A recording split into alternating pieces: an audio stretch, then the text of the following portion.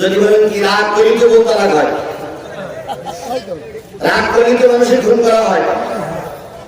একটা প্রবাদ আছে, রেগে গেলেন তা হেরে গেলেন, তাই না? রেগে গেলেন তা কি গেলেন? হেরে গেলেন।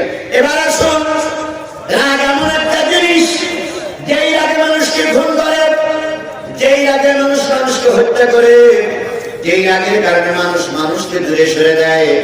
আবার সবচেয়ে যারা রাগী তারাই কিন্তু ভালো কাজ করে। নীতিমান লোকের রাগ বেশি হয়, নীতিমান লোকের রাগ বেশি হয়। আর যারা দুর্নীতি করে ওদের ভাই করে পাইখানা ঢুকিল ওরা রাগ করেন না, তাই বলে আবার রাগ করবেন না তাও নয়, আবার রাগ বেশি করবেন তাও নয়। এবার বলুন তো, হযরত আবু বকরের রাগ কম না বেশি? না, আবু বকরের রাগ কম না বেশি? কম। কি জিনিস এটা? এইগুলো দেখে ভিতরে ঢুকে। হযরত ওসমানের রাগ কম না বেশি? কম। হযরত আলীর রাগ একটু বেশি, কিন্তু সবথেকে রাগী লোক ছিল হযরত ওমর। কথা বলেন ঠিক না বেটি?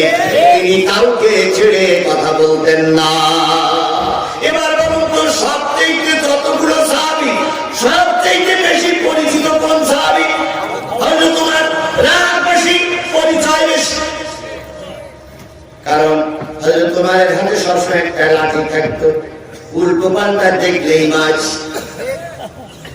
হযরত ওমর রাদিয়াল্লাহু তাআলা কখনো আপোষ করতে চাইতেন না ধর্মের খাতিরে, ইসলামের খাতিরে। হযরত ওমরের দেখলে শয়তানও ভয় পেত। যে পথ দিয়ে ওমর চলত সে পথ দিয়ে শয়তান চলতই না, ধারে কাছে আসতো না।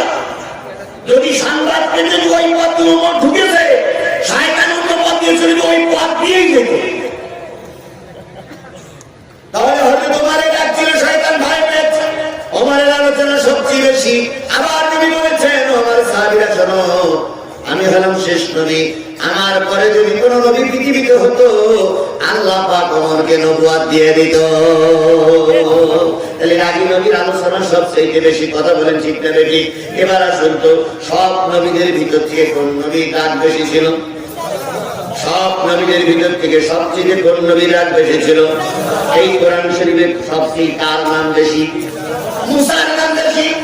তাহলে যদি রাগ হইলে একটু খারাপ হয়, মুসার নাম আল্লাহ উচ্চারণ করলেন কেন? তাহলে বোঝা গেল, রাগ হইলে সেই রাগ যদি বৈধ হয়, ওই রাগটা কল্যাণকর। হযরত ওমর রাদিয়াল্লাহু, হযরত মুসা আলাইহিস সালাম এক থাপ্পড়ে এক লোকের মেরে ফেলেছিল। কোন লোকের মেরে ফেলেছিল? ফেরাউনের এক লোক এক থাপ্পড়ে মেরে ফেলেছিল। ওইরকম থাপ্পড় মারা লোক যদি 2-4 জন বগুড়া জেলায় তৈরি হয়, শয়তানেরা রাস্তায় নামবে না। কিন্তু আমাদের ভিতরে সেই লোক এখন আর নাই। কথা বলেন ঠিক না ঠিক? আমরা সেই লোকগুলো সব হারিয়েছি। হারাবো না তো করবোটা কি? রাস্তায় নামতে তো দুটো কাজ, হয় গুলি নাই মামলা। কাদিয়ানীদের বিরুদ্ধে মিছিল করলো জনসাধারণ, কাদিয়ানীরা যে কাফের, এর ভিতরে কোনো সন্দেহ আছে? জোরে বলেন সন্দেহ আছে?